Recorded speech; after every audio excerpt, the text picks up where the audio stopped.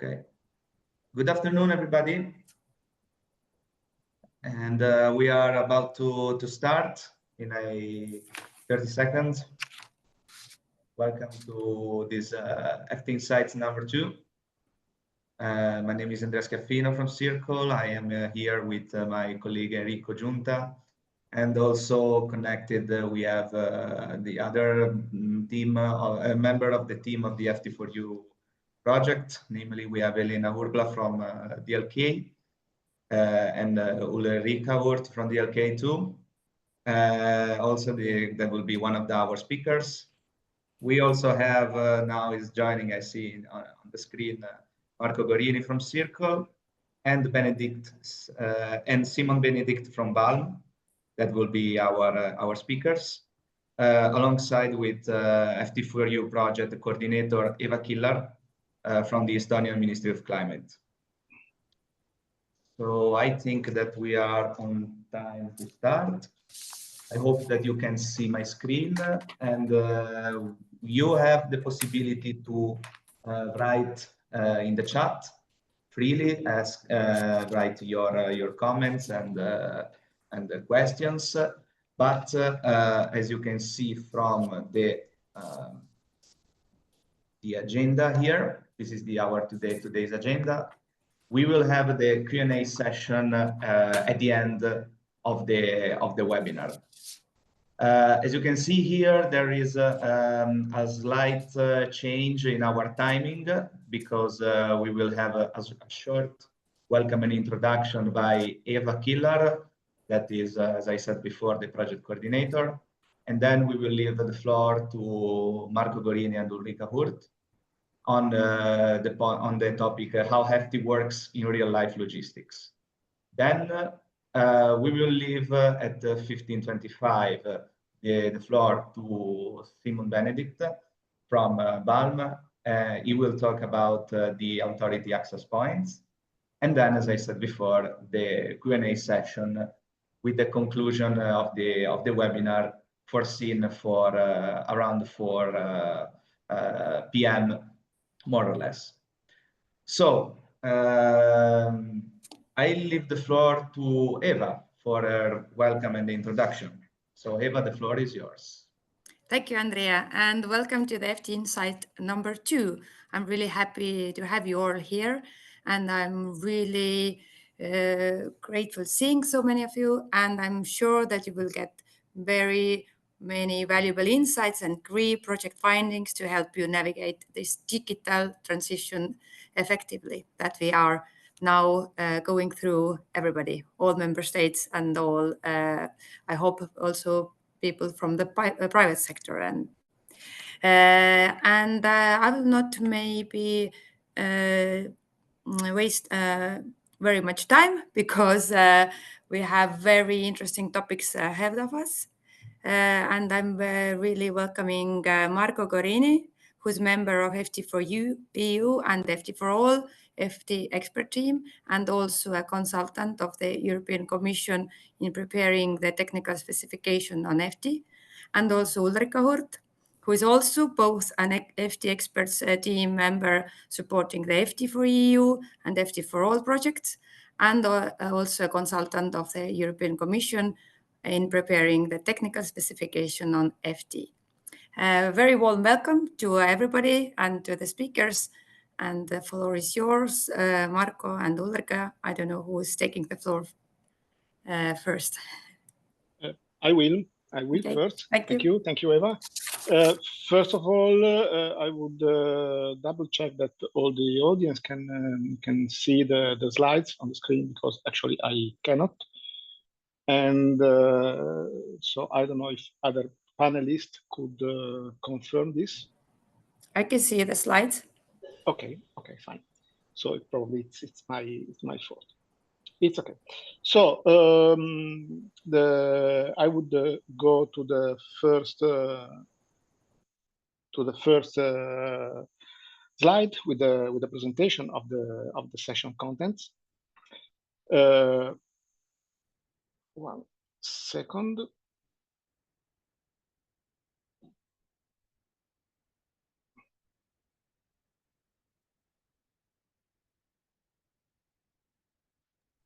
Marco, if you want, you can share the screen yourself. Well, maybe it is maybe it is better. Because, yes, actually, I cannot. I totally cannot. It's very strange because we all see, but okay. No, I see all the participants, but not the okay, slides. Okay. Okay, just a second, and I go. Yeah. Sì, sì.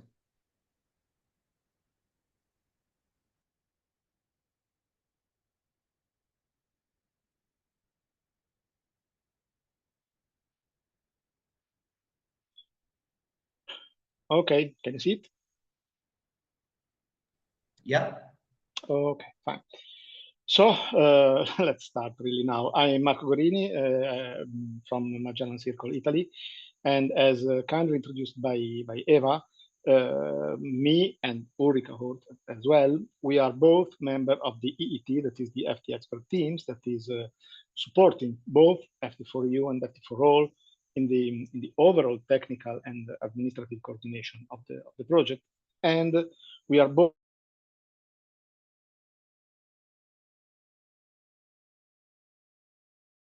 in preparing the technical specifications for the FT regulation. We started in 2021 with the first contract, and now we are almost finishing the second and the third contract. So it has been a long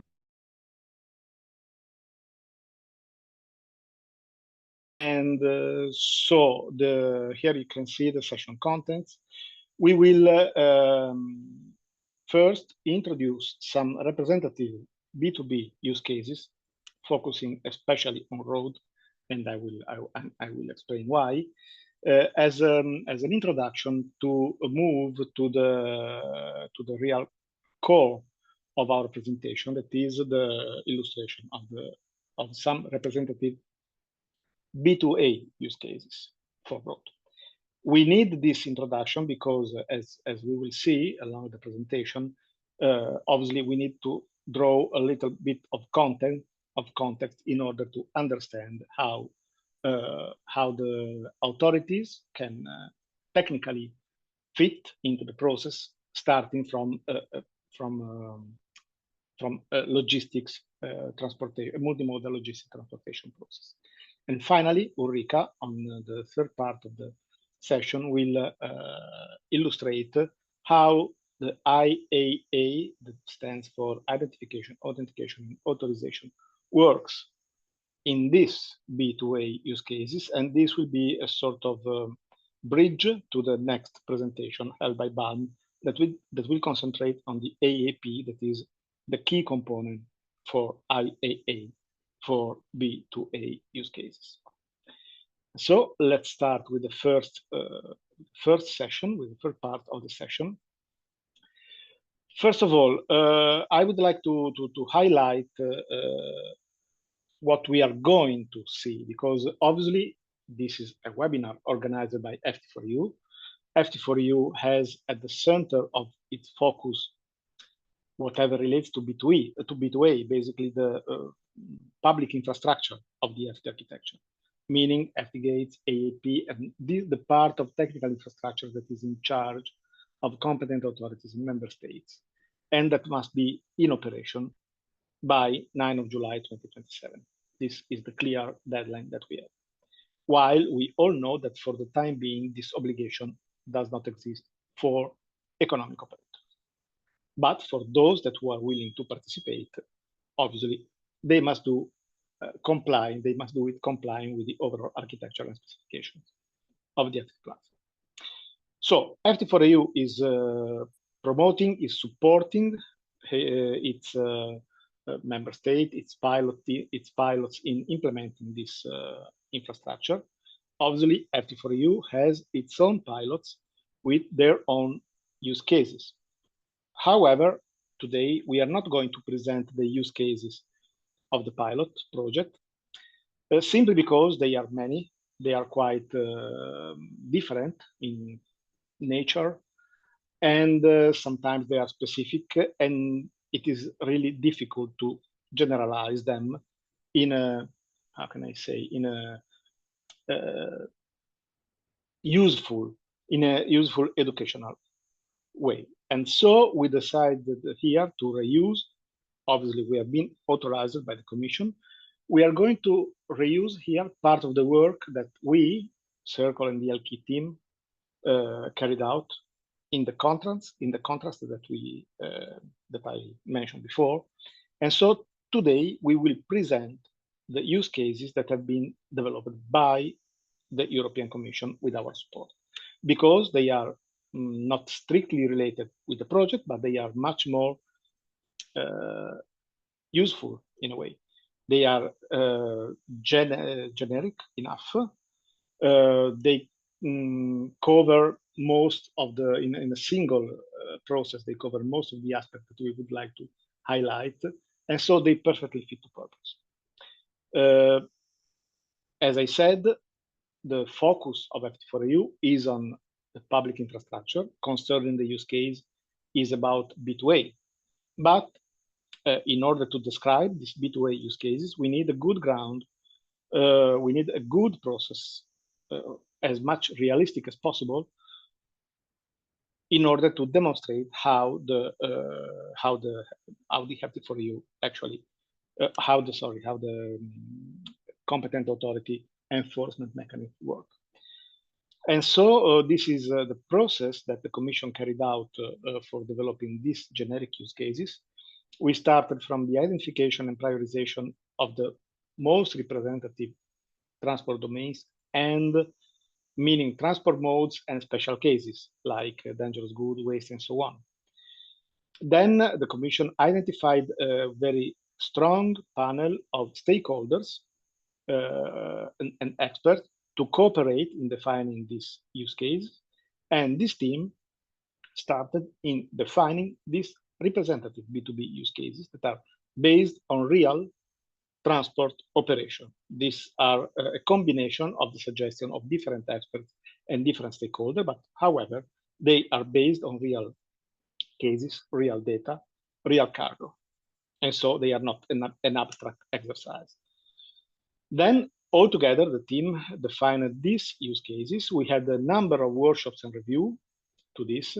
And then when we came to a stable situation, we had a series of presentation to the DTTF, that is the Board of Member State Representative. And then built on that, we created the B2A use cases that are what we are going to demonstrate, to show today. And finally, we presented all this stuff, B2A, B2B architecture, and so on, in a series of public webinars that the Commission organized in past months, a total of 4. So what we are going to present today is a sort of super condensate of these 5 workshops in order to fit in the very short time. This is the graphic representation of the use case that we are going to analyze. Today we will concentrate on road, because we know that road is the most relevant in terms of impact on FT.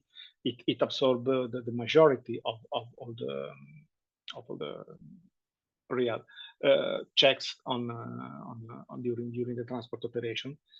And so we start with this, and maybe in next we still have to decide, but maybe in one of next insights we can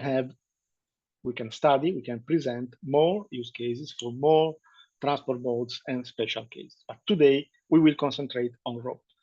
Actually, we also have a short C leg, as you can see in this example, that is useful for educational purposes in order to show what is in scope of FT and what is not, because by design, the maritime mode, the maritime transport, including the short sea, is not in scope. And so we will see how this leg, in a way, breaks the chain of creation of transport documents that are in scope of FT. So this is, as I said, the graphical representation. We have a first truck with a trailer, with a semi-trailer, that performs 3 load operations in 3 locations in Finland, identified by A, B, and C, and the cargo is identified with different colors, yellow, green, and pink.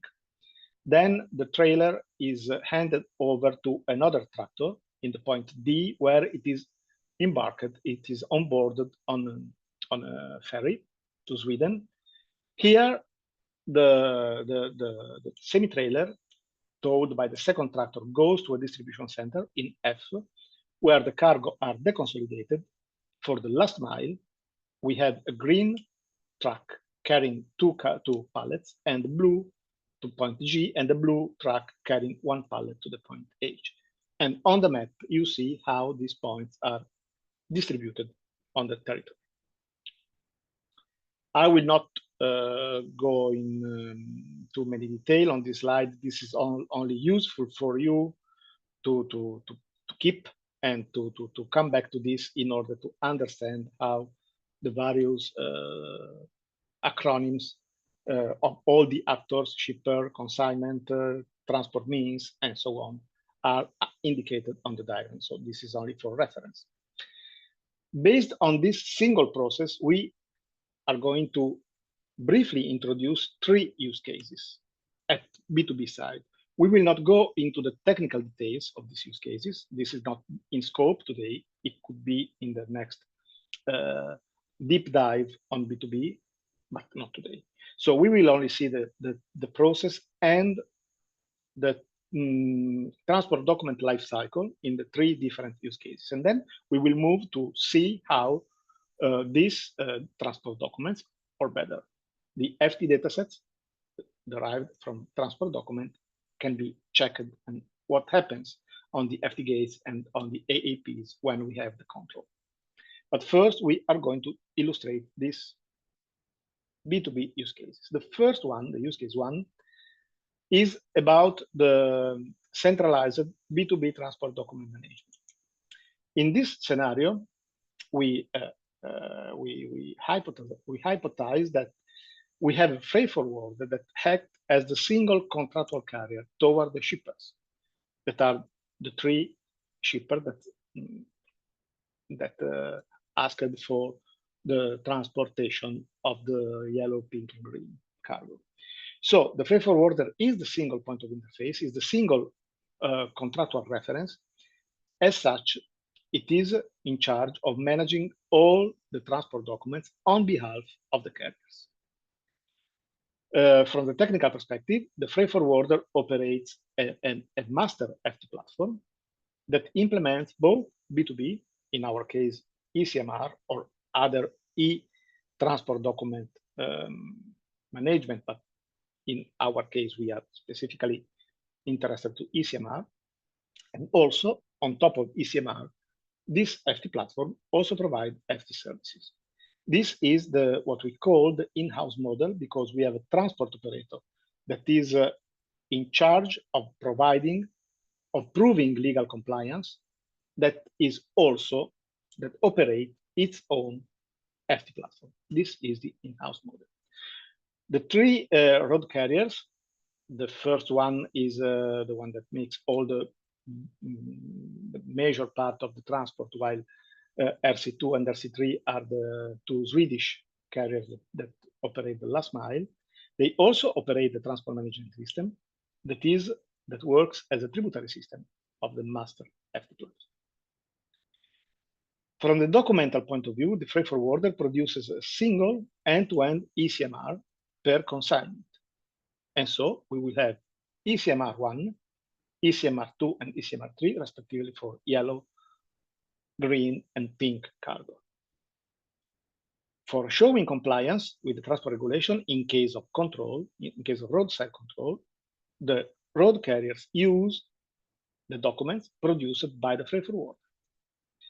The FT platform of the freight forwarder also features a mobile application that is used by all the drivers to sign the documents, and also to show the UILs. We will see what this means, and to show the human readable version of the dataset to authorities.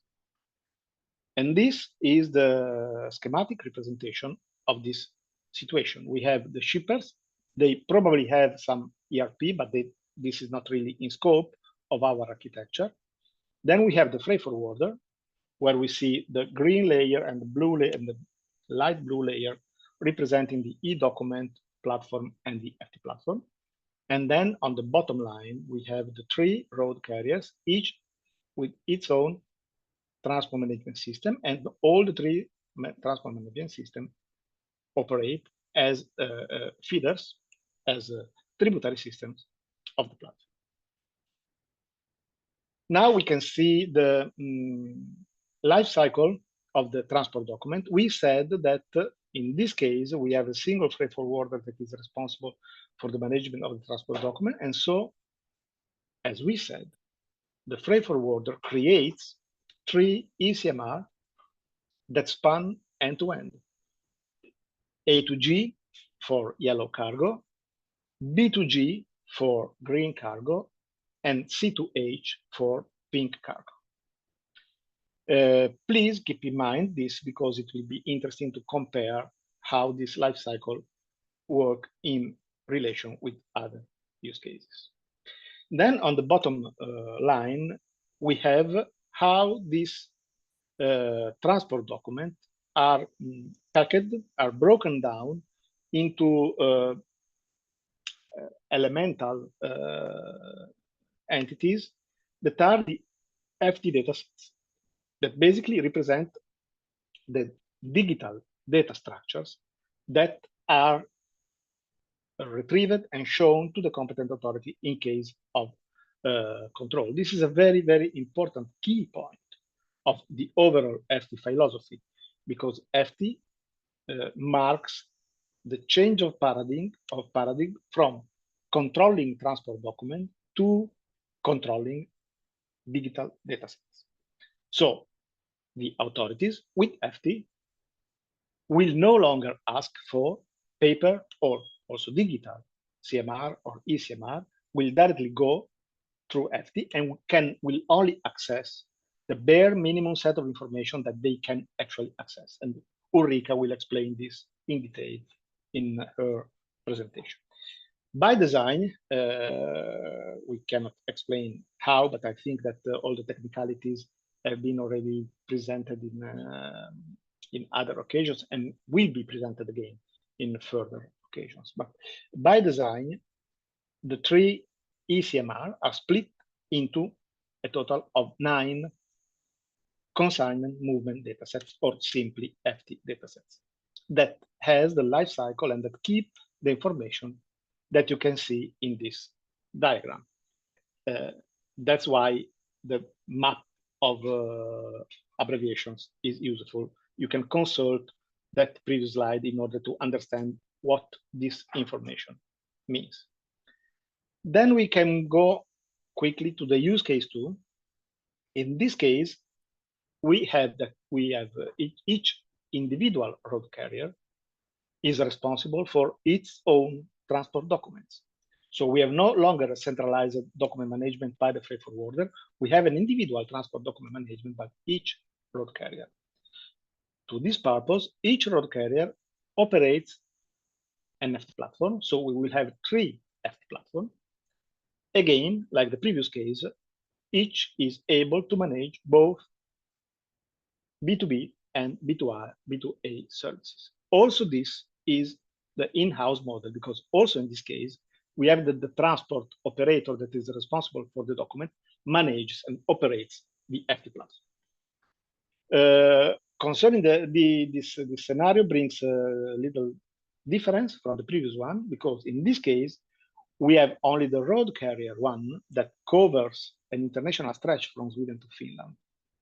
And so it will still create and manage 3 CMRs, 3 ECMRs, 1, 2, 3, but this will only last until the distribution center. Then there we have the last mile from the Swedish road carriers 2 and 3 that will do a domestic transport operation. This means that they will not necessarily create an international consignment node. They will create 3 national consignment nodes indicated as ECN 4, 5, and 6. Unlike the previous case, the drivers, for showing compliance with the regulation, will use the documents produced by themselves and not produced by the freight forwarder. Also, in this case, the 3 platform have a mobile application for doing signatures and FT stuff. This is the graphic representation of this architecture. In this case, you see that we have 3 FT platforms, light blue, all them are fed by the TMS of the freight forwarder.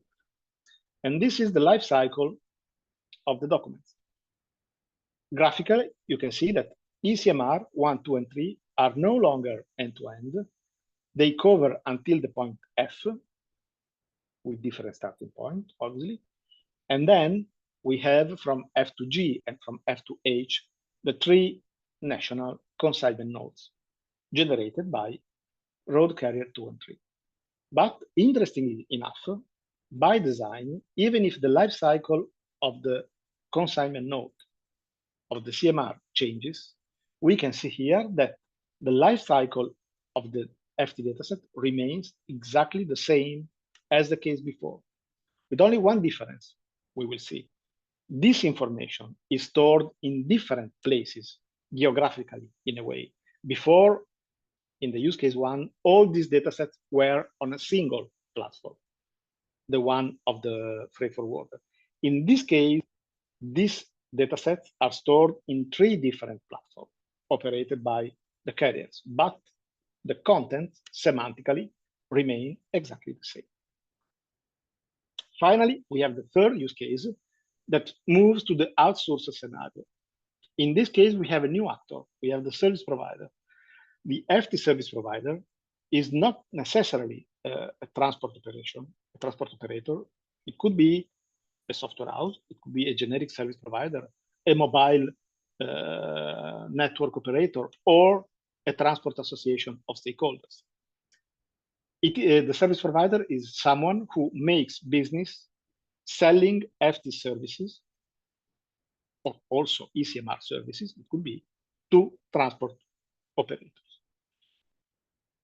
Still, we have the 3 road carriers that operate the transport management system, or better, only 1 and 2 actually, that act as a tributary system of the platform operated by the service provider. But here we wanted to illustrate also a third case, the road carrier 3, that represent an actor with limited digital maturity.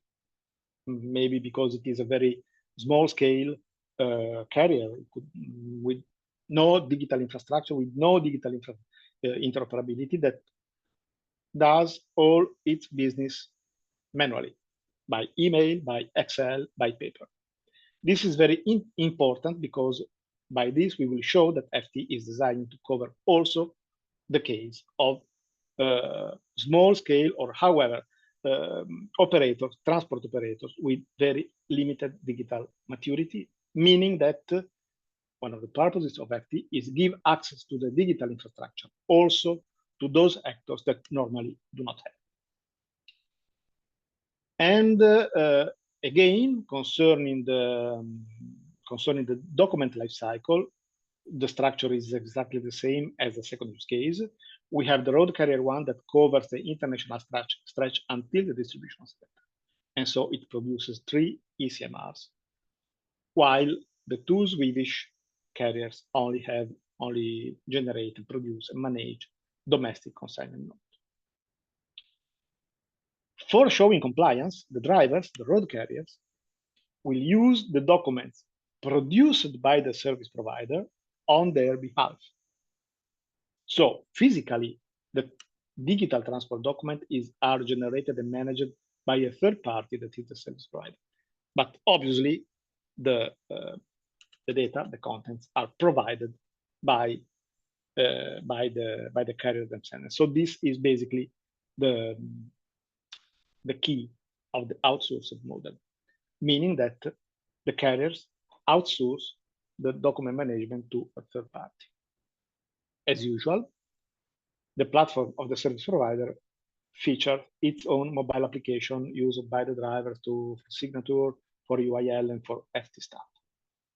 This is the graphic representation of the architecture. You see that on top, we have this new actor, that is the service provider. We have two TMS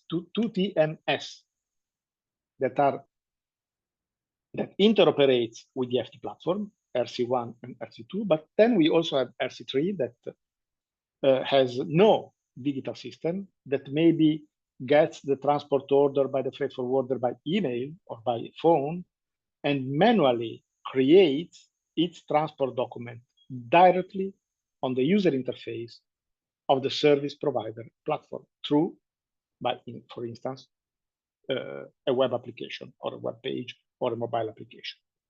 So this is a case that is considered as really interesting by the Commission.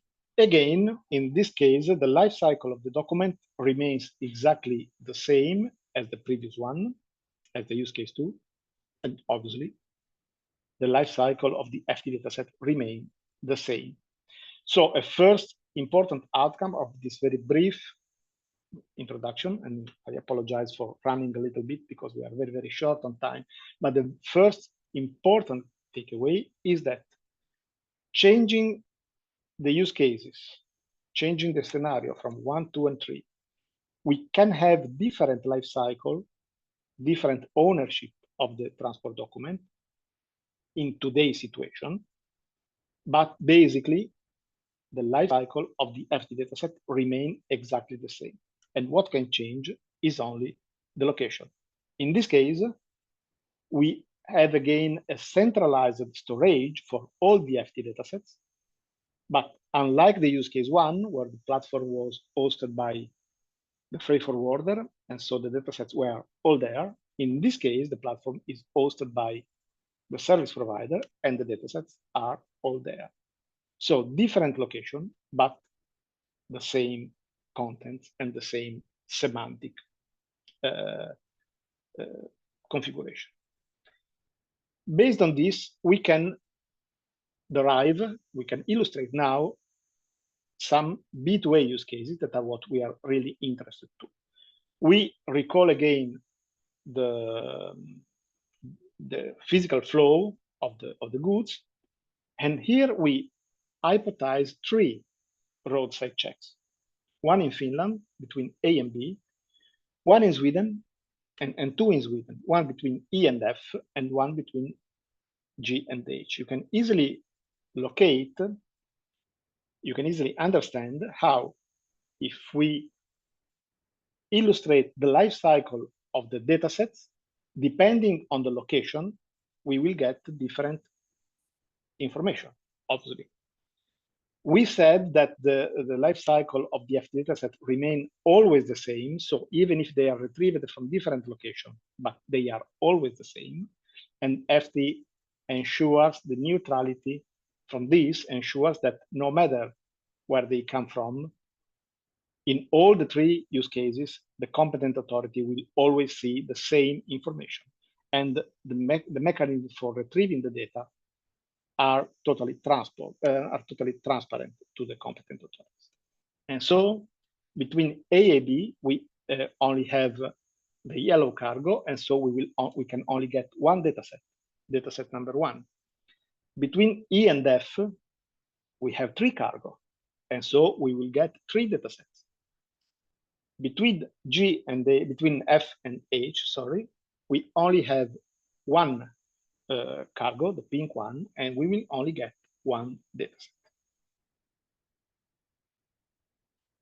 So let's see for the use case 1, what happens in case of direct dataset retrieval. Probably for those who are already a bit familiar with the FT infrastructure, it is no new that basically the competent authority have 2 ways for retrieving transport information.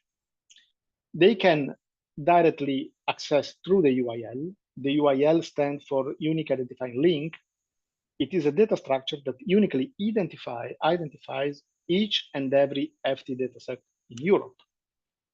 And usually it is represented by a QR code that must be available to the driver to be shown. So while today the driver travels with a pile of paper sheets, be 1, 2, 10, 50, we don't know, 1 per consignment.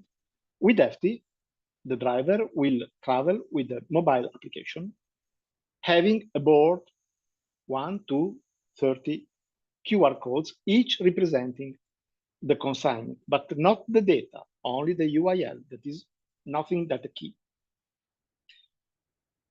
when a roadside check happens, the control authority officer, the competent authority officer, will ask for the list of QR code and will scan. In this case, between A and B, we have only one UIL, only one cargo. And so what happens here is that the Finnish officer scans the UIL, and there is a chain by which this query moves from one Finnish component, the user application, the AAP, and the FTGate. In this case, we have the Finnish FTGate that directly accesses to a Finnish FT platform. Because in the use case one, we said that the freight forwarder is based in Finland and operates a platform on that territory. And so basically, we have the platform that formats the dataset and returns on the way back to the user application where the officer shows, where the user application shows to the officer the dataset number 1. Sub case 2, if we do the roadside check between E and F, in this case we are in Sweden, but still we are checking a Finnish carrier, a Finnish road carrier. The platform is a Finnish one. This means that the platform is not directly accessible. The platform is the same as before, to be clear, because still we are talking about the platform of the freight forwarder. So the platform is always there, the data are always there, but in this case, the Swedish officer goes from the user app to the AAP, to the gate, to the Swedish gate, but the Swedish gate has no direct access to the Finnish platform. So the Swedish gate must route the request to the Finnish gate, that in turn accesses the FT platform, retrieves the data, and returns all the way back. In this case, we just made the example of scanning a single UIL, the number 5. Finally, subcase 3. Again, we are in Sweden, but in this case, the carrier is Swedish, the platform is Swedish. And so in this case, the request will remain confined to the Swedish gate and will be directly accessed to the gate. Use case 2. In the use case 2, if you remember, we have 3 platforms, 1 per carrier, and so basically we will have a Finnish platform for RC1 and 2 Swedish platforms for RC2 and RC3. And so when we have the roadside check in Finland, the mechanism remains exactly the same, because the Finnish gate can directly access to the Finnish platform, and there is no need to move to another gate. While if we move to the subcase 2, in this case, we have a Swedish officer asking for data again from RC1, that is a Finnish one. And so in this case, as we saw for the use case 1, we must move from the Swedish gate to the Finnish gate. But in case 3, since the platform is located in Sweden, because it is a Swedish carrier, and in this case, there is no need to move from the Swedish gate to the Finnish gate, and the Swedish gate can directly access the Swedish platform. Finally, in the use case 3, that is the outsourced one, the mechanism will be really similar to the first one, because in this case we have a single FT platform that, in our example, is in Finland, because our starting condition is that the service provider was Finnish as well, or at least was connected to a Finnish gate, not necessarily Finnish platform. So basically, for the use case 3, the three subcases are exactly the same as the use case one. The platform is always in Finland. When the check is made in Finland between A and B, the Finnish gate can directly access the platform of the service provider. When the check is made in Sweden, since the platform is one and is in Finland, in both cases between E and F and between F and H, we must move from the Swedish gate to the Finnish gate. One important takeout that we have to remember is that according to the eFTI architecture, wherever the control happens in Europe, we have the guarantee that the competent authority request will make at maximum one hop between two gates, because we can have only two cases. Or the first gate, the gate of entrance, the gate to which the authority is connected, has direct access to the platform, so there is no hop. In the worst case, wherever the other platform is in Europe, through the UIL, we will know where to locate. And so by doing a single hop, we do not need to make a broadcast in this case, because we exactly know the Swedish gate knows by reading the UIL that the platform, the target platform, is connected to a specific gate. And so the Swedish gate can go straight to that Finnish gate to route the request and to retrieve it. So maximum one hop between gates. Finally, we are almost there. We have the use case, the fourth B2A use case, that probably it is the most interesting, with the limitation for the time being. What we call the search mechanism by transport means ID for the authorities can only work when all the European economic operators will be obliged to use eFTI. That could happen probably, but not before 2029, when we will have the first review of the regulation. So from now to from 2027 to 2029, we will have a transition period in which the search by transport means ID, by license plate in this case, cannot fully work, simply because we can have operators that decide not to go digital, to go paper, and obviously in this case they will not be captured by the search operation. The idea here is that through eFTI you can query an eFTI gate, and more specifically a data structure of the eFTI gate that is called Registry of Identifiers, ROI, that contains, for a given moment, the complete list of all the datasets that at a given time are associated with an active transport operation. This means that in principle, if the officer enters the license plate of a truck, eFTI will return the list of all the cargo that is there. Obviously, as I said, only the list of the cargo that has been loaded through eFTI. So if there is some cargo that in the transition period still works on paper, obviously we will not get it. However, what happens here is that the Finnish officer between A and B starts a search operation searching for TM1. TM1 is the license plate of the first truck. The request is sent to the domestic gate, to the Finnish gate, and here we have two things. First, the Finnish gate checks, look up the license plate in its own registry of identifiers, and in these cases, it founds one match.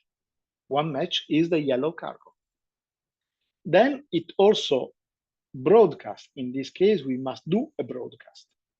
or better, a multicast of the search request to all the gates, to all the connected gates, so that they also do a lookup in their own ROI to see if there is any cargo associated with the same truck on the platform they manage. In this case, at step 6, all the query FTGate do not find anything, and so we have no match. Finally, the finish FTGate aggregates all the answers that in this case are no match, no match, no match from the other gates and its own answer that is one match, and returns the full list to the user application. In this case, the officer will see the UIL1, yellow one, and can decide using the same mechanism as before through the UIL1 to retrieve the data. So it is important to note that the search operation does not retrieve the transport information, only retrieves the UIL, the keys of the cargo that is transported by that specific transport, by that specific vehicle. Then we have the subcase number 2, where we do a check in the stretch between E and F. If you remember, in this case, between E and F, we have 3 cargo. So we have 3 consignments that are digitally associated with the transport means, that means with the truck plate, that is TM2. So the mechanism is exactly the same as before. First, the Swedish gate search on its own and then broadcast the request to all the others. But unlike the previous case, we have that the first, the local search has no match, while the search on the finish gate returns 3 matches. As before, the Swedish gate aggregates all the responses and present the list of 3 UIL to the officer. Finally, and we are almost there, subcase 3, between F and H, we still have a local match, because in this case, the Swedish gate has on its own platform the information about on its own registry, sorry, the information about the cargo, that is only the pink one, while the request made on all the other gates returns no match. This is only to show that in this case, since we explained that the dataset, the life cycle of the FT dataset remains always the same, no matter what the use case is, obviously, the 3 use cases return always the same information. The only difference is where the information is taken from. That's it from my side. And so I would move to the third part, to Ulrika. I don't know if she wants to take over or if you want me to move the slides, as you prefer. Sorry, you are muted. We cannot hear you. Sure. Hello, hello. Hi from my side. I can try to share if that is something that I can do. Yeah, you can, Ulrika. Okay, so let's see. I can then take it. You have to be really careful with what you're sharing. Yeah. Allow to be here, and I will also see if that shares. Yeah, that's also here. Presenter tip always use 2 devices. Sorry, but probably this is not the updated version, Ulrika. No, this is here. Yeah, but oh no, I think that Andrea okay, you can take one. it. Okay, you can have. Maybe you proceed then with sharing. Okay, if that's something that you please, then we can start again. Yes, they are only a few, so I think we can make it. Few design. Okay, sure, absolutely fine. Yeah, I don't know why they wouldn't sync. So either way, what we need for all of this to happen smoothly, what Marco was explaining, is we need proper identification and authentication of all the users around these queries, around this architecture, around these use cases. And for competent authorities, we have very strict rules that member states must ensure all the mechanisms for the identification and authentication officers in their own domain. And for that, use proper mechanisms that they use now as well, and have either via the authority access point or the authority access point equal the roles and authorizations for specific types of queries, specific data sets, and the use and user management for the user application, the competent authority user application, so that all the logins and all the use of such devices or services would be tracked and completely set up as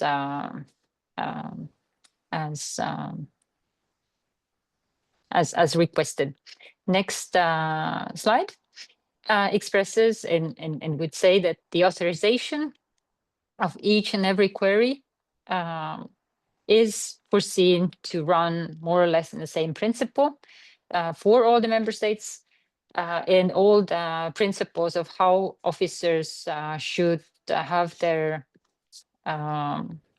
access to or query made and the trigger such UIL requests or any data request should be based upon very, very, very clear rules, and also that the access rights would be comparable, even though they can be member state specific.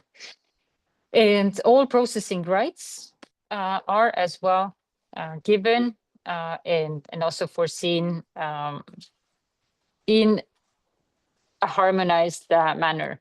So that may that request towards FTI platforms come from one or another member state. The processing of the personal data, for example, or the non-processing, the anonymization of such queries going out, should be done also at the competent authority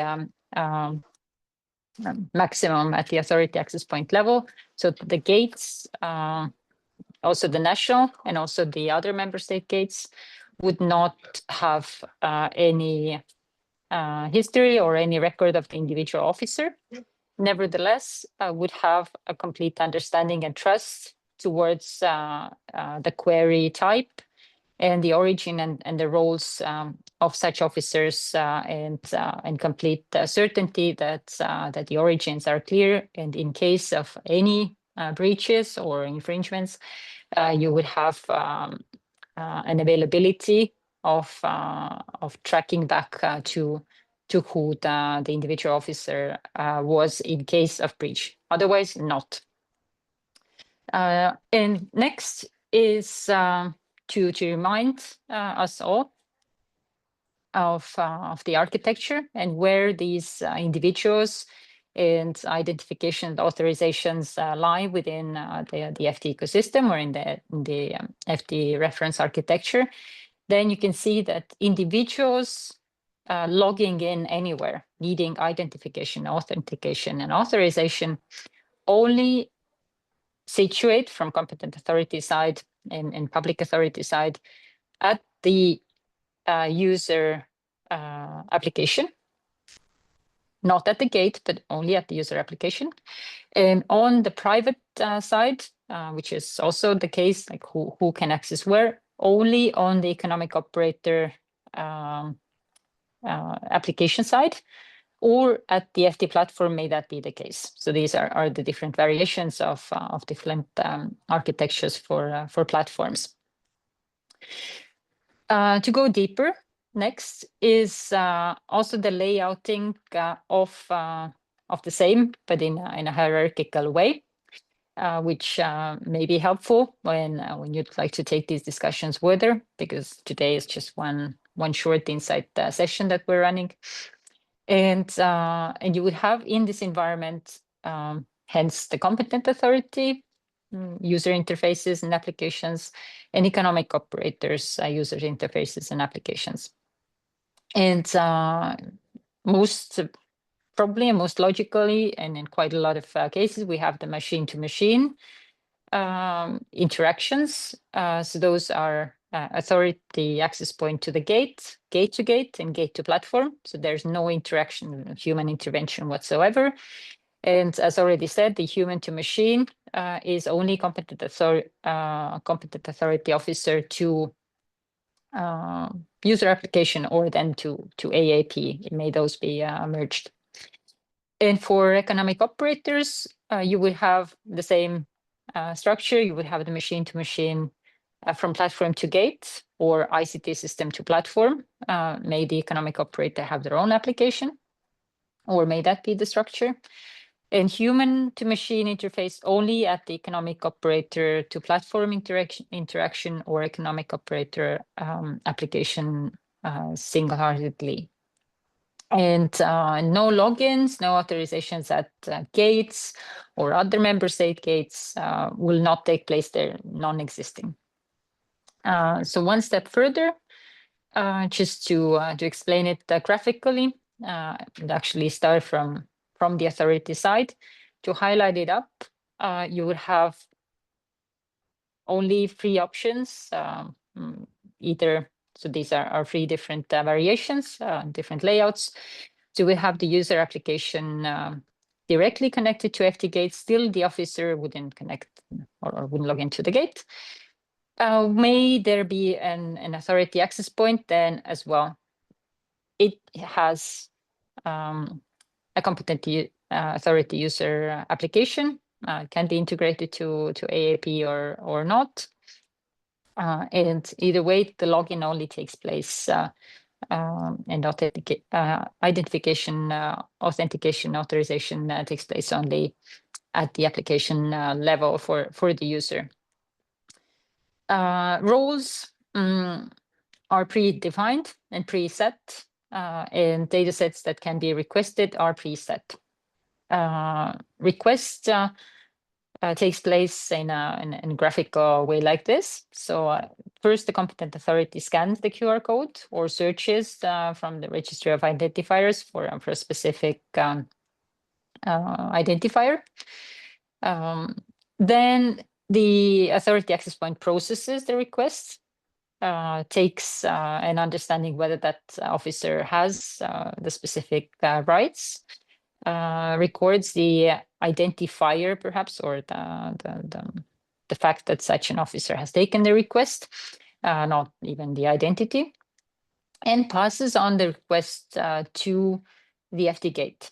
FTGate forwards the request without any details linking anything to that particular officer to another gate, other gates, creates either a QR code based single request or a multicast, as Marco was clearly explaining. And then in return, the FT platform is being addressed or taken contact to by the gate, and the national gate that has the particular data. Gate forwards request gets this data, forwards it back to the gate. The gate forwards the response. The AAP processes and forwards the response to the display, the front, and to the desktop or screen of the competent authority officer on their user application, and showing that on the on-screen view. May we need anything to be stored or forwarded?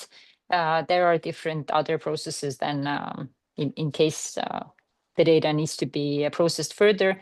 then other steps might be taken. Nothing is downloaded and nothing is being tracked backwards. Logs are being made that such query took place, but no data is stored. And next, just for also visualizing what actually takes place before, is how the data gets even searchable for the FT platforms, obviously, and where economic operators, users get any of their identification and authorization. It is when they are using their systems. This will be a separate session, obviously, when we walk through how platforms have to process their data and how they operate. That's another story. But in here, also, as you see, in 2 out of 3 occasions or 2 out of 3 architectures for platform setup, you would have the economic operator user, an individual, may that be a logistician, driver, freight forwarder, any operator, uses the economic operator application. It doesn't necessarily have to be an only desktop. It can be a desktop version, it can be a mobile version, depending on the user work purposes. It can be different versions. There is still the same solutions that eventually bring data together to FT platform. In 2 occasions out of 3, the user, the individual, is not logging into FT platform. They are working with the tools that they're normally operating. May that be an e-document system or ERP, TMS, and they should be also having the applications that they work with on mobile options, and be authorized and identified, authenticated and authorized in these systems based on their roles, and not see more, not edit more, and whenever they have confirmed all the necessary steps and completed the steps for FT dataset to be finalized and identifiers to be uploaded to the registry of identifiers and gates, then the machine-to-machine interactions take over, and the individual users are not doing any uploads of FT data, neither are accessing the gate or downloading anything or uploading anything to there. May there be changes, the changes are made again via the economic operator application, and the application itself interacts machine-to-machine to an FT platform, updating the status. And the same with end of journey. So also the economic operator user is responsible in one way or another that action or event of handover has been fully completed. We have different options for that, and then again, the platforms, the applications interact between themselves, machine to machine, closing, deactivating, and finalizing the journey. Then also in terms of records in registers of identifiers and FT gates. So that was for an insight, and also how to read, and also how to create more of these use cases is our purpose as well. And the upcoming months, now that we have entered also the period of feedbacking to the FT platforms requirements, which I'll give floor to Eva in a second as well to highlight it. We will also have a good time to submit and map more of use cases. So that's our purpose. Thank you. Thank you, Ulrika, and thank you, Marko. And thank you all who have already put some questions to the question and answers to the chat. Please feel to do so also, while Benedict Simon from Palm will give an overview about all you need to know about Authority Access Point. So Benedict, are you here? Yes. Perfect.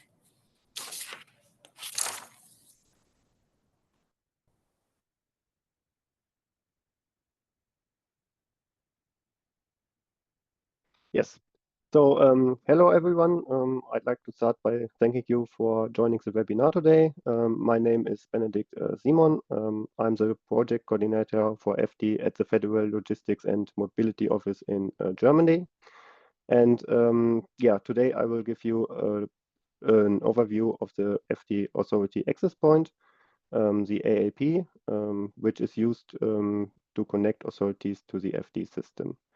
And before I get into the content, I would like to give a brief overview of the topics to be presented today. So to begin with, I'm going to explain what an AAP is in the FD context. After that, I will outline the functionalities of an AAP before showing how the authority connection works. And finally, I will give a brief outlook on what authorities need to consider for authority access to the FD system. So this diagram shows the various components of the FD environment. The FD environment consists of the FD platforms, the FD gate, the authority access point, and the user app of the control authorities. The AAP is a component of the entire FD system, and it is connected to the user app of the control authorities and to the FD gate via an interface. And the AAP handles the authentication and authorization of users upstream and logs users' interactions. And yeah, so an AAP represents a separate access point to the FD system for an individual control authority. And yeah, this model is derived from the FD implementing acts and delegated acts. And yeah, this diagram only shows the individual components of the FD system. And yeah, now let's take a look at the entire FD architecture. Yeah, so here we have an overview of the FD architecture. The lower part of this diagram shows the FD platforms, and which are operated by economic operators and contain the FD data. The economic operators yeah, are the transport companies that create the FD data.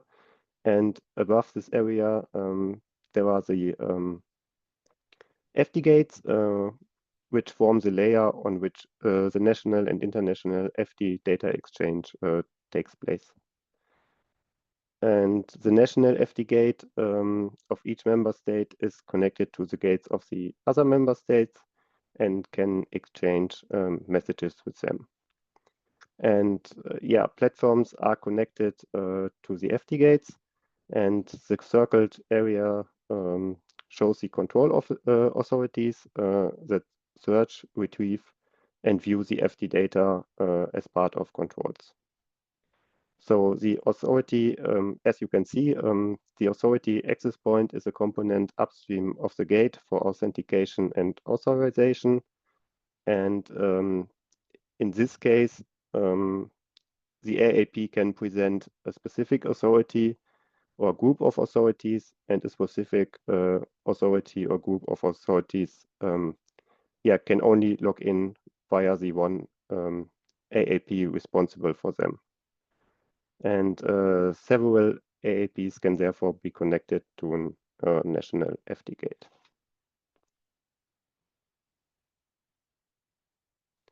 So this brings us to the functionalities of an AAP. It is used to identify, authenticate, and authorize the controlling bodies and forms the basis of the roles and rights system. To do this, the AAP must have the following functions. So first, it ensures the authentication of the identity of authorized users from the authorities. At the same time, the AAP must authorize access to the FD environment via defined access rights, and the AAP must authorize or deny this access on the basis of an authorization concept. And finally, the AAP must manage FD data queries and the provision of this data to the control officers.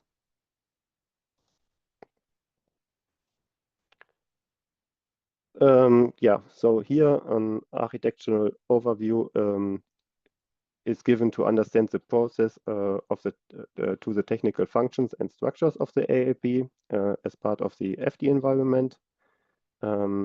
This creates the basis for further planning of implementing the software infrastructure of the AAP.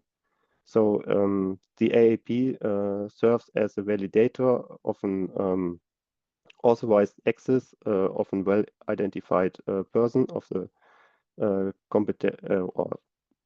competent authority officer or technical instance, and it approves according access and retrieval rights, and thereafter it serves as a trusted connector between the user application of the competent authority officer and the national FD gate.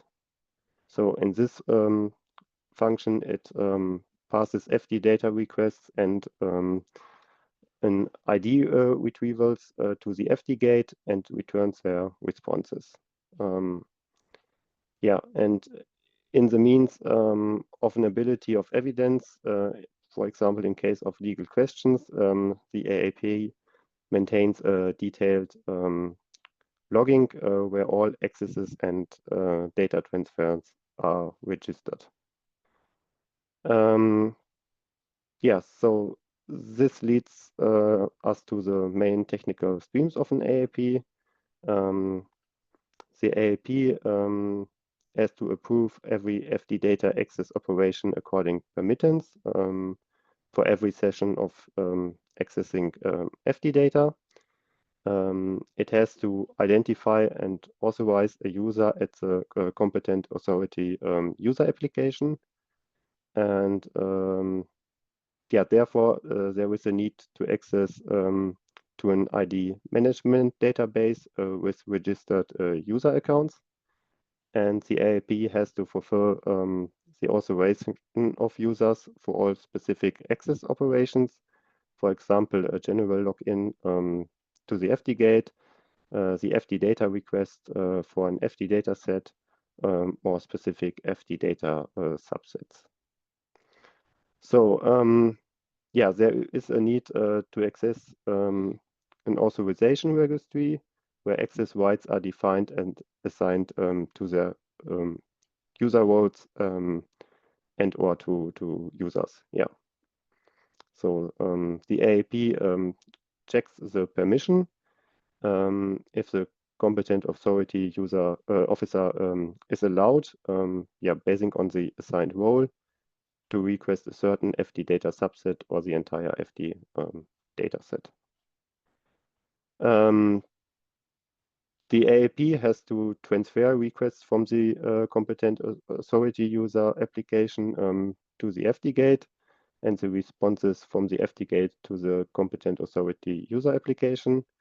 And at least the AAP has to authenticate itself against the FD gate it is connected to, and provide according credentials to guarantee the authority, the authenticity of every FD data request and response. And after all, the AAP maintains a detailed audit track or log for every user and data access to the FD gate.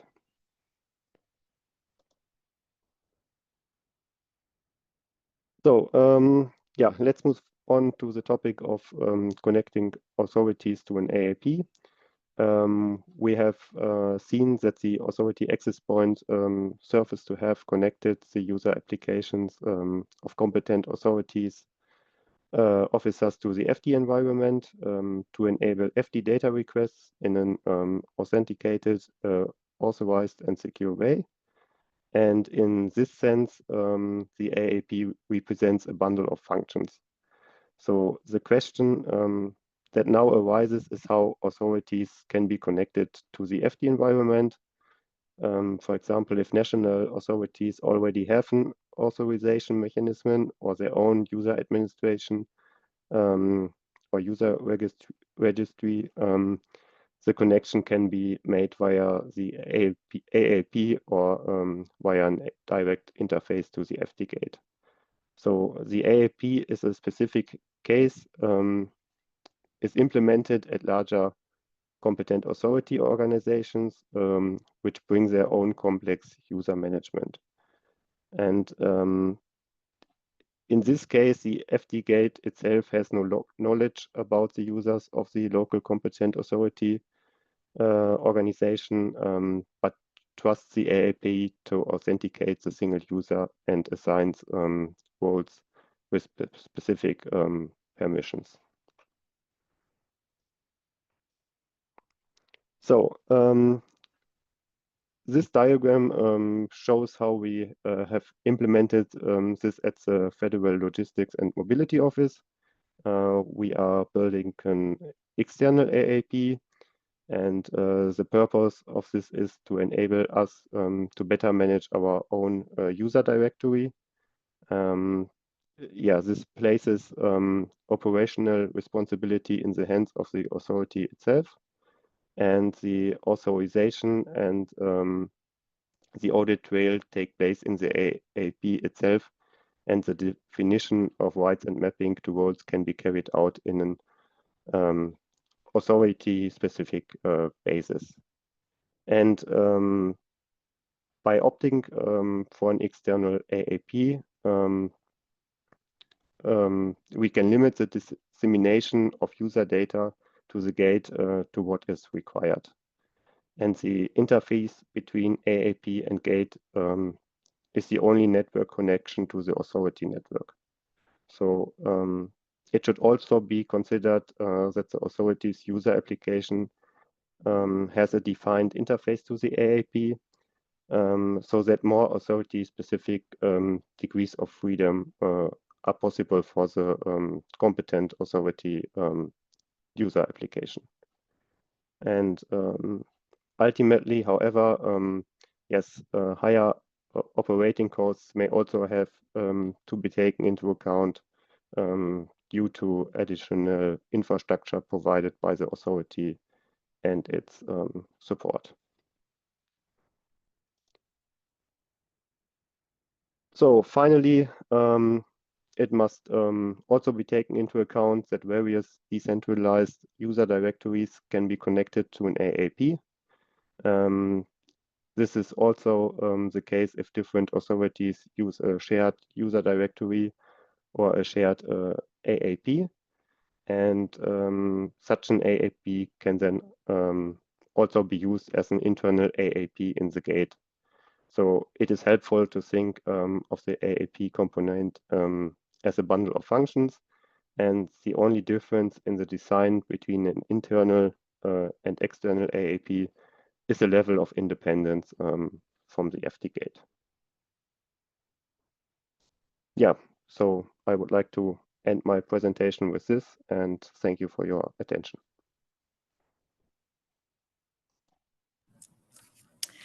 Thank you, Benedict. Very, very useful insights, and I hope and I know that everybody got it more clear how the ALP works.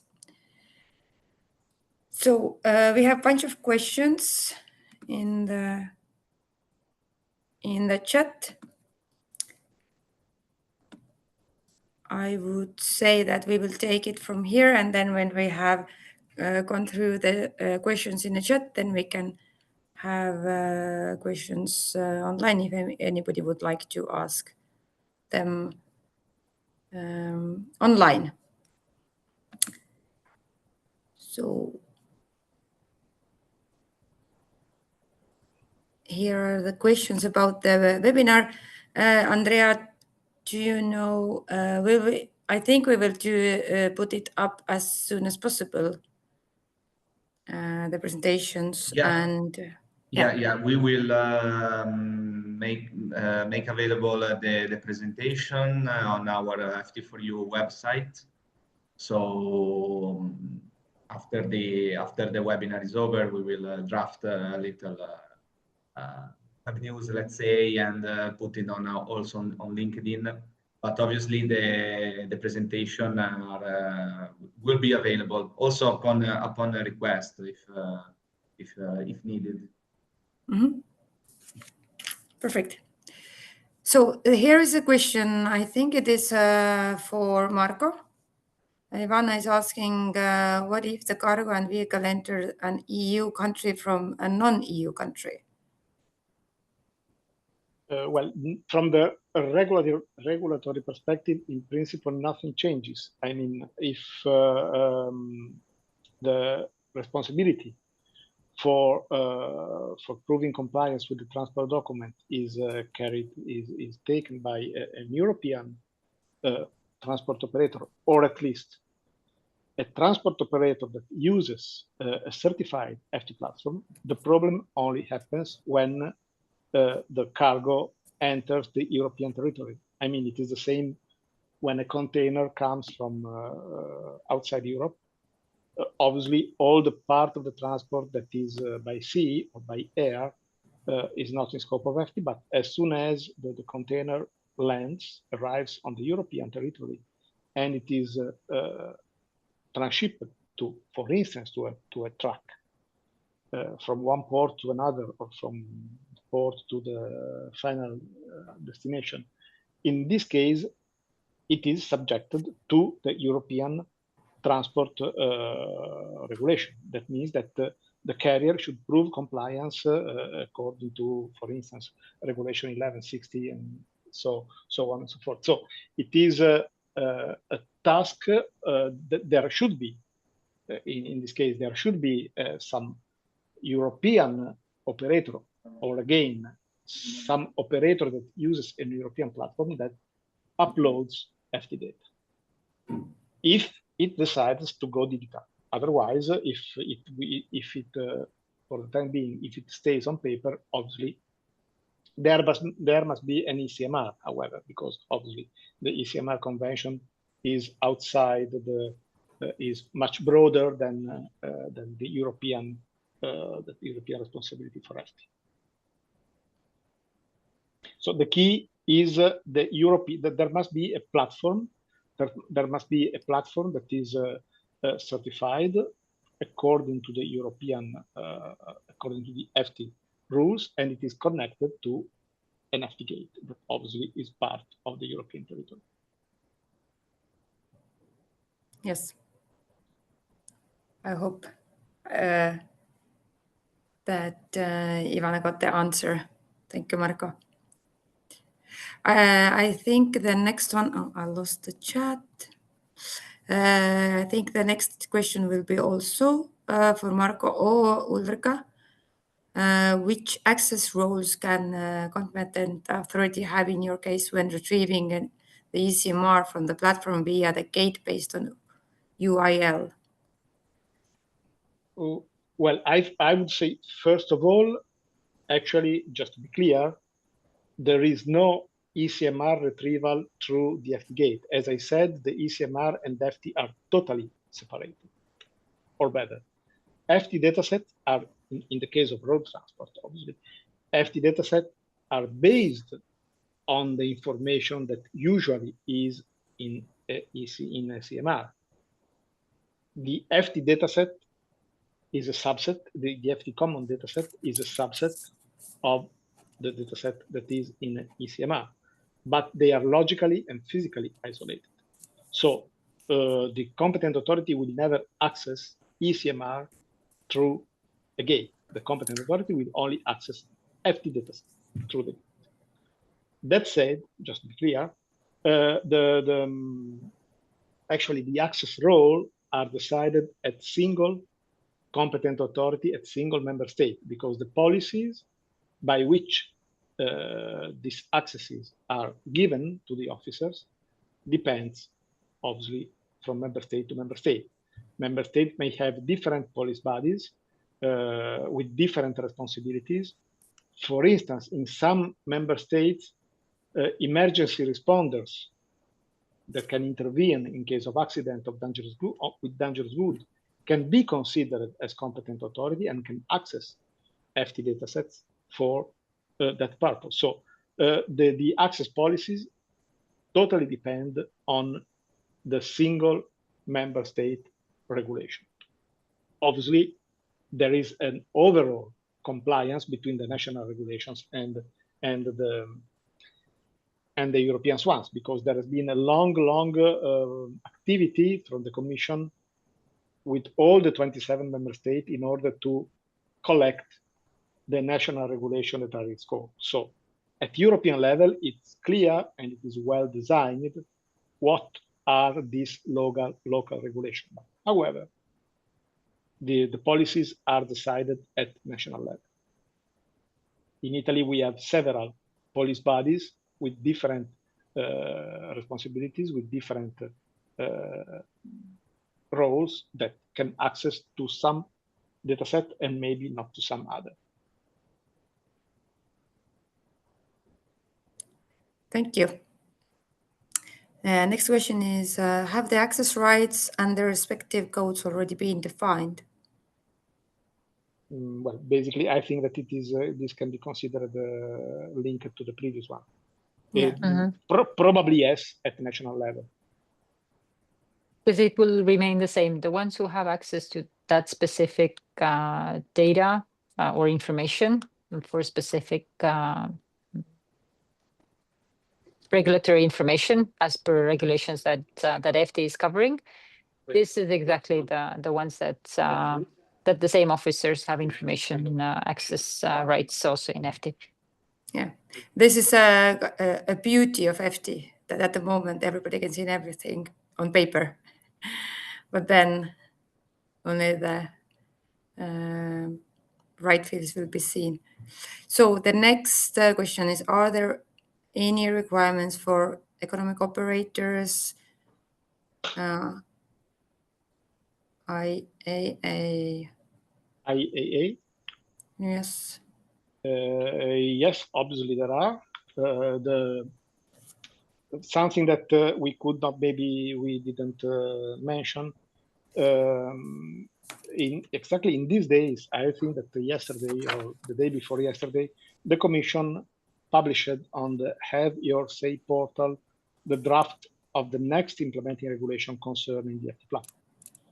After this is part of the legislative process of the implementing of the regulation and all the secondary legislation, that will finally means that after this Have Your Say, there will be an opinion of the member state, and finally, probably in autumn or however, by the end of the year, this implementing act will be published.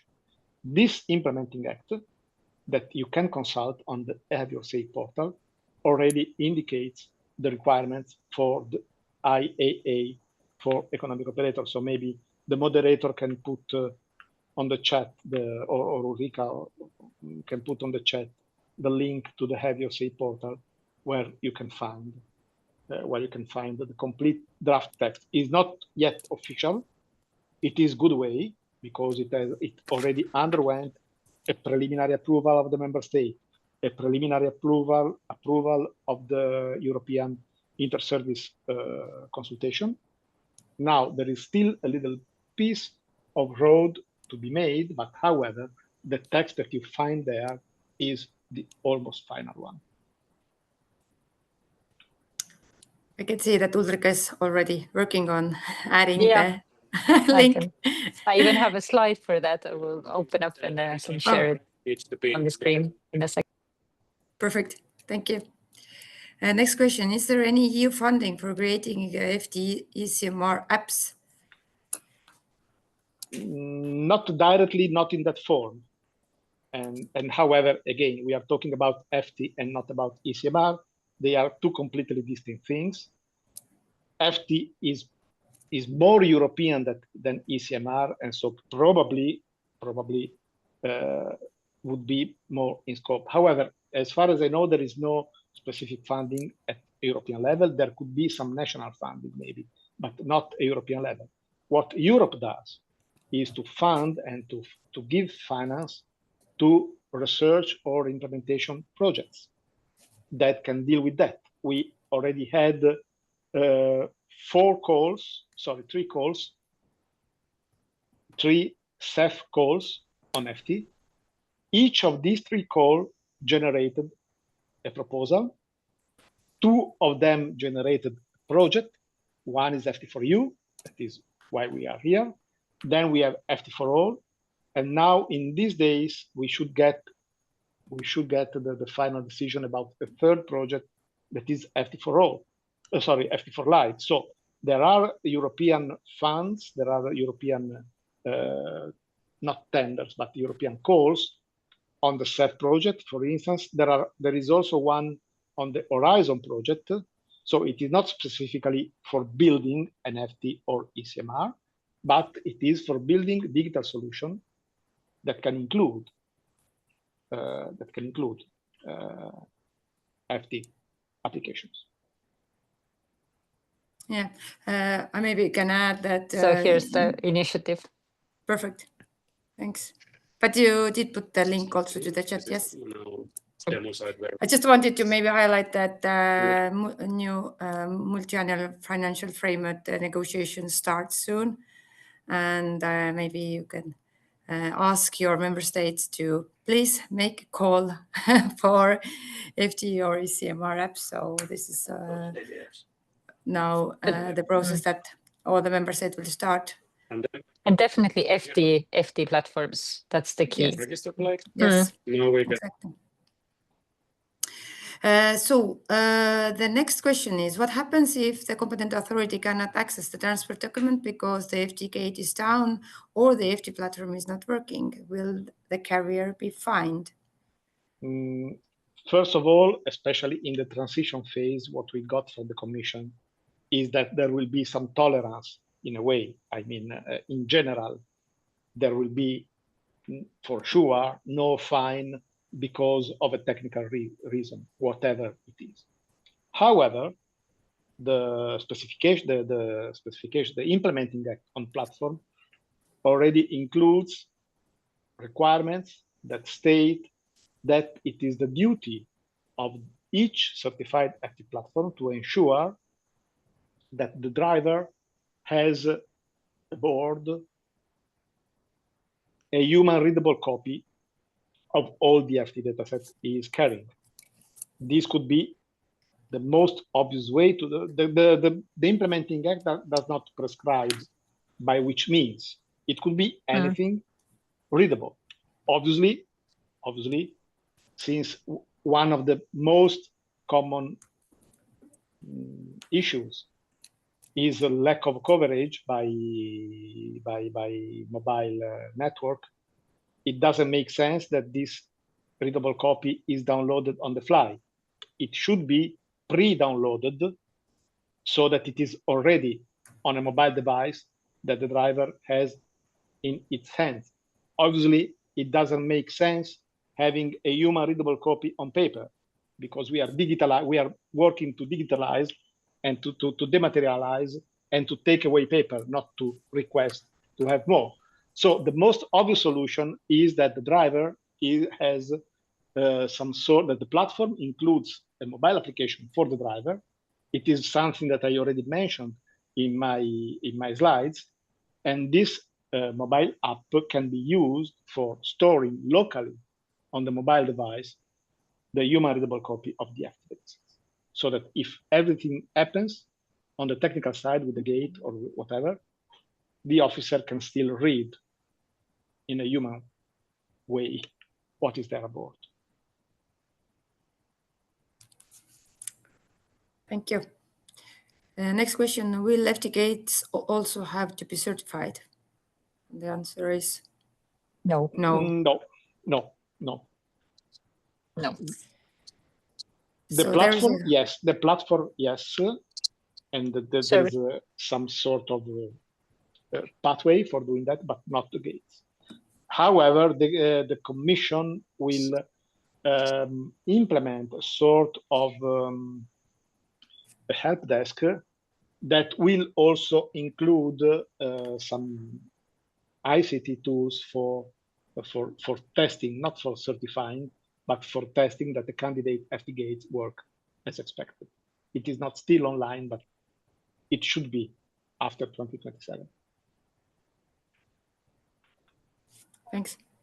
Next is just a comment that all materials will be uploaded on tomorrow afternoon, but if you are in a hurry, and Tobia, you had a question, then you can write to Andrea.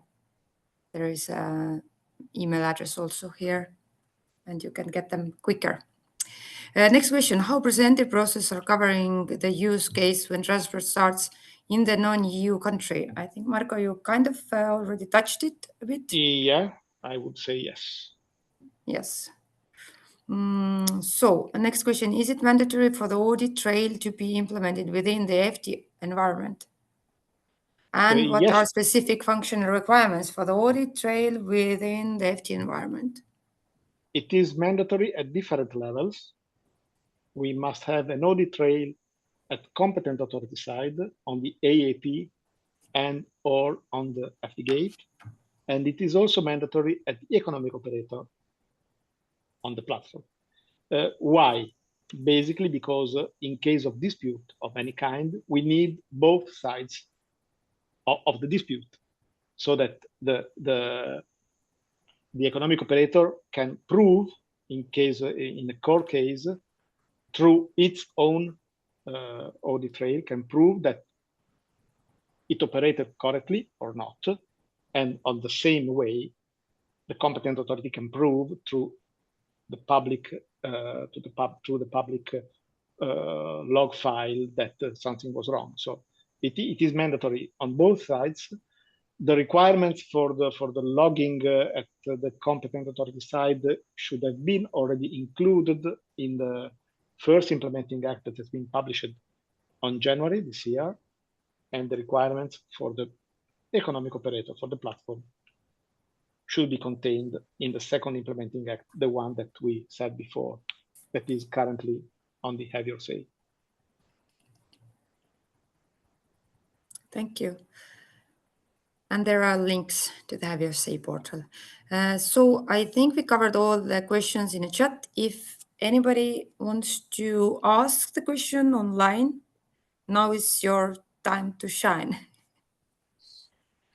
Or if any of the answers were not so clear that you want to ask something more specific regarding your questions.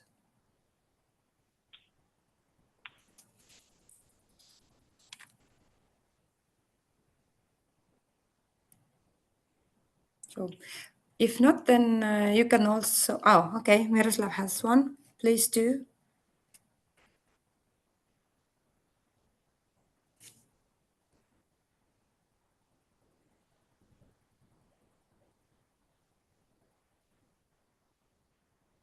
It's always tricky to open your microphone. You have the permissions given and not yet, no. Wait. Okay, we can't hear you. Yes. Or? I can give him. Wait a second. Okay. Just okay.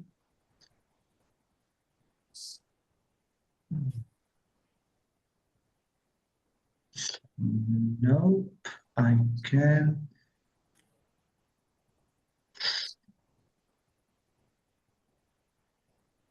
Maybe.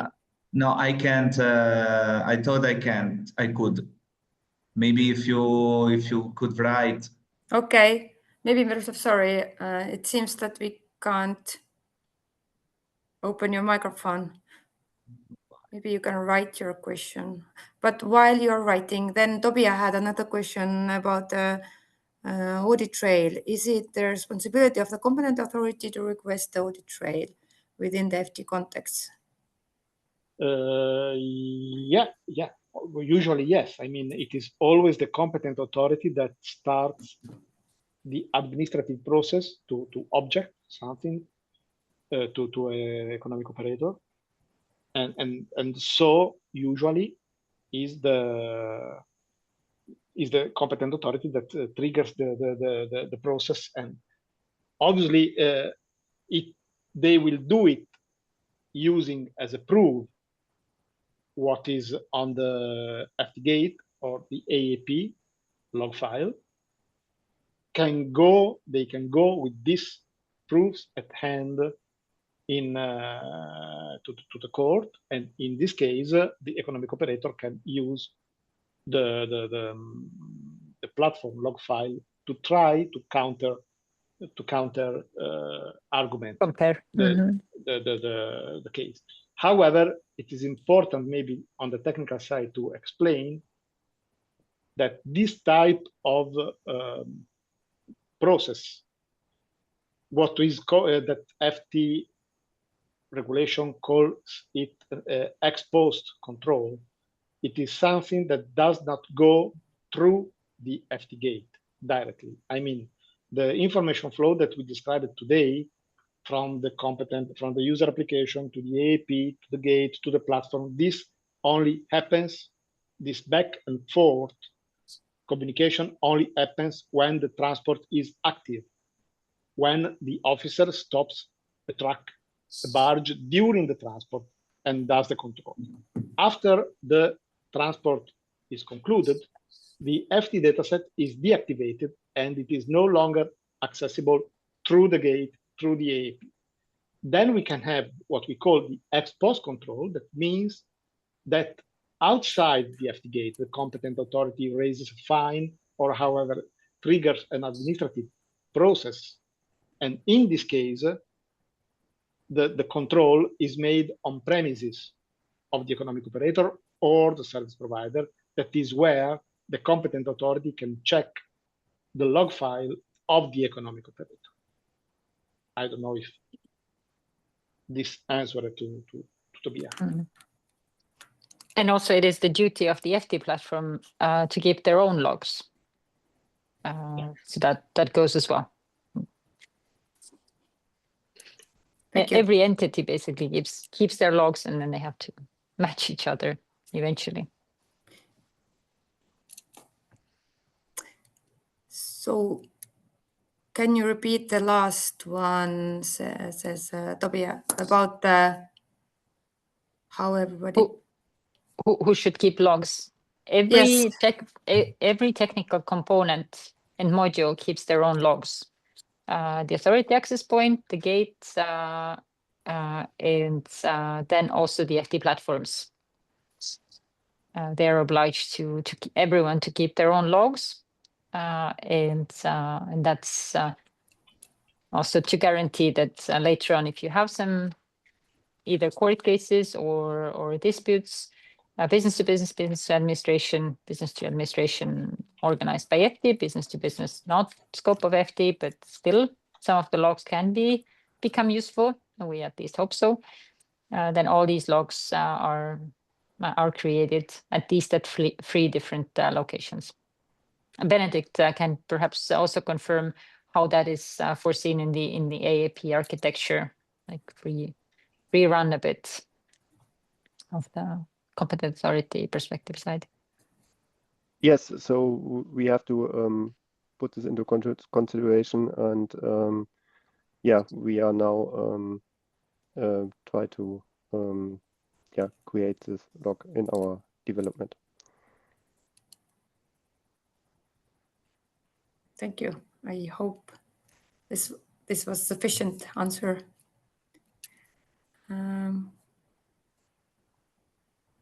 Yes, it seems so. Now Miroslav can probably ask your question. Yeah. I would like to add something to my previous question related to the transport, which origin is in the non-EU country, but it's only pure road or rail transport. For instance, starting in Serbia, which is the country not legally bounded with FT regulation. How this is then the case for formal unloading or reloading the goods because of digitalize the process, or it's some bilateral agreements with some countries, non-EU countries, for that covering the digital transport documents and all necessary what FT is asking for. Thank you for this answer. Well, obviously, as I said before, today FT takes in place when the cargo enters the EU territory. So whatever happens in Serbia today is not covered by eFTI. But concerning bilateral agreement, I'm not an expert on this, but I know for sure that there are a lot of initiatives in the context, specifically in the context of the Western Balkans, to pre-integrate the Western Balkans region with the EU, even if you are not today, probably tomorrow, but even if today you are not member you are not a member state, there are initiatives running in order to integrate and interoperate, especially with the Western Balkans region. I know for sure that there is at least one initiative that is led by, I think, a German cooperating organization that is organizing this. So there is some work some work in progress. I think that you can refer to your local competent authorities, because for sure Serbia is part of this Western Balkan initiative. Yeah, thank you so much. Indeed, we take EU at first, and then soon enough there will be better rules for the non-EU to EU FTE conversions or instructions that will be. Eva put in chat the reference. Yes. Of this project. Thank FT4 WD6 by GIF. And I think we can also, maybe if Miroslav would like to have contacts, we can share the contacts with you, because we have had some connections with them and Eva knows them very well, I can see.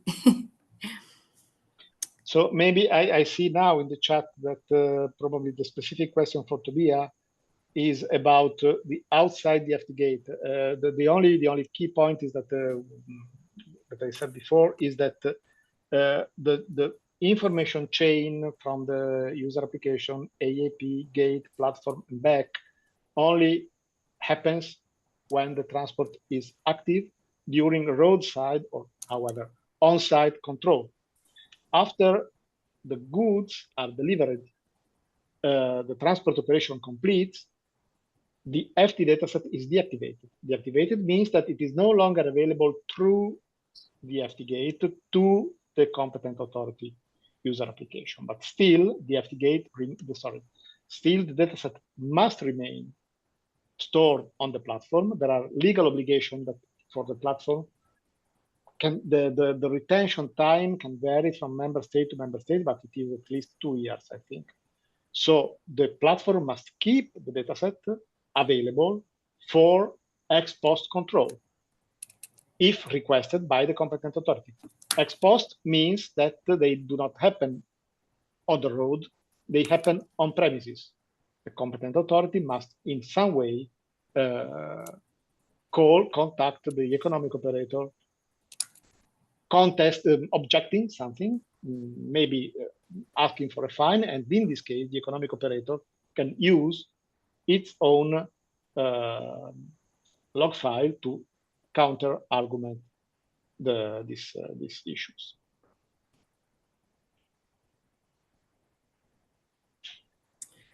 Thank you. There's a question about will we share this recording with participants, and we will put it into our project's webpage. Yes, so the question is yes, and Helena already added the link where you can find it. So if we don't have any more questions, thank you for these very good questions, and feel free to ask them even in between the FT Insights sessions. Do we have already a date for the third one, or we will just announce it? No, it's too early. Okay, but we will keep you posted. There will definitely be the third FT Insights. And please do have your say at the Have Your Say portal. It's very important to get the implementing acts as good as possible, and this is very much into your doing also to create that. So big thank you for all the panelists from my side and for all the participants. We had at the high peak almost 90 participants, and now a little bit less. And have a nice evening and a lovely summer. And if anybody from Andrea or the team wants to say something. Well, you said everything, Eva.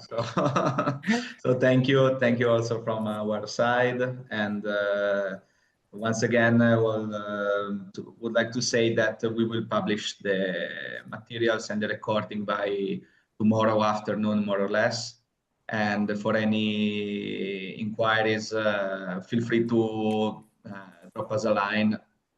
And see you at the next one. So thank you again for joining us. And again, have a nice evening. Thank you. Thank you. Thank you. Thank Bye-bye. you. Bye bye. Bye bye bye. Bye. Bye bye.